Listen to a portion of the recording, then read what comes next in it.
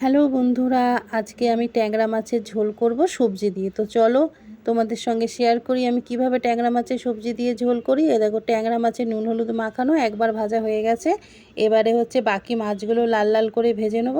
আর আজকে আমি ঝোল কী দিয়ে করছি বলো তো? আলু দিয়ে, পটল আর বেগুন দিয়ে। তো দেখতে থাকো কেমন হয়। এ দেখো, আলুগুলো আগে দিয়ে দিলাম। আলুগুলো লাল লাল করে ভাজার পর দেবো আমি বাকি সবজি, মানে পটল আর বেগুন। ওই দেখো, পটল দিয়ে দিলাম, বেগুন দিয়ে দিলাম। এবার এইগুলো ভালো করে ভাজবো, একটু নুন হলুদ দিয়ে এইগুলোও ভাজবো। দিয়ে দিলাম হলুদ, দিয়ে দিলাম নুন। এরপর আলু ভালো করে ভাজবো।